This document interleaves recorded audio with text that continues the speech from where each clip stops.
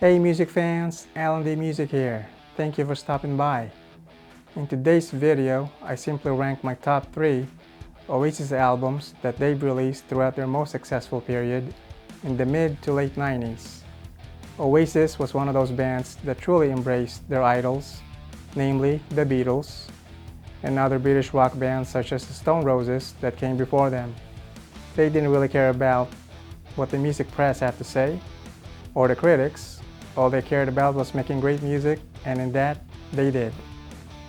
That said, the following are my top 3 picks of their classic albums and why.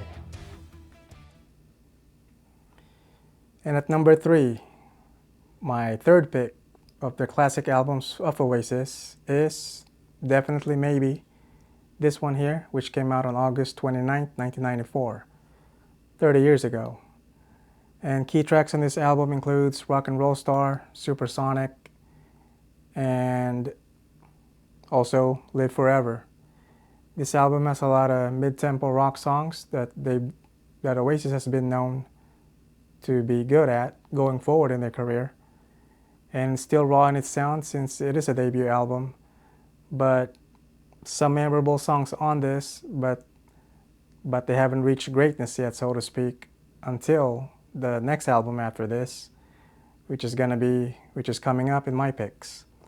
That said, a very good debut album which reignited British rock during that time period and influenced other bands going forward. A very good debut album for Oasis. And my second pick of Oasis's classic album is this one here, Be Here Now, which came out on August 21st, 1997. Key tracks on this album includes Do You Know What I Mean, the lead single, great rock tracks such as Stand By Me, a great ballad, All Around the World, and one of my favorite Oasis tracks in their catalog, I Hope I Think I Know, a straight-ahead great rock and roll song, to me, in my opinion. And this album was basically, I think most Oasis fan thinks this album is underrated in a way, because it was overproduced. I agree with the critics on that, because it does clock in at 72 minutes and it is a bit too long, and some songs really drag on, like All Around the World. That song could have been shorter and better. That said, it's a straight ahead, it has a rough mix, but I do like it because it sounds raw to me. A big guitar sound, a raw guitar sound from Oasis. I think that's why this album stands out among the rest, because it has a rough mix and the guitar sounds big on it. You could say overproduced, but it sounds good to me. That's why it's a bit different than the other Oasis albums, and to me, that's why it stands out. And not as many great memorable songs compared to their biggest album, which is coming up, but you probably know that already.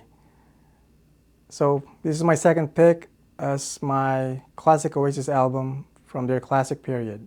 And at number 1, and no surprise really, my pick as Oasis's best album is What's the Story Morning Glory, which was released on October 2nd, 1995. And this album put Oasis on the map, as it was both a commercial and critical breakthrough for the band, with massive hits like Wonderwall, Don't Look Back in Anger, Champagne Supernova, and a great track called Some Might Say, one of my favorites as well in the Oasis catalog. And speaking of albums, and if you haven't heard by now, Oasis will reunite for Oasis 25, and as of right now there's 17 shows lined up for next year, in July and August of next year, in the UK and Ireland shows as well. And it's only fitting that they have a new album out by then, hopefully. And I look forward for that to be formally announced, not just to celebrate next year with Morning Glory's 25th anniversary, but a new album is only fitting as well for old fans and new fans alike. Thank you all for watching, and please check out my single called Alive, which is out now on Spotify and all digital streaming platforms, and the links for that will be in the description below. and please subscribe to my channel if you like my content. Thanks again, everybody, and I'll see you all next time.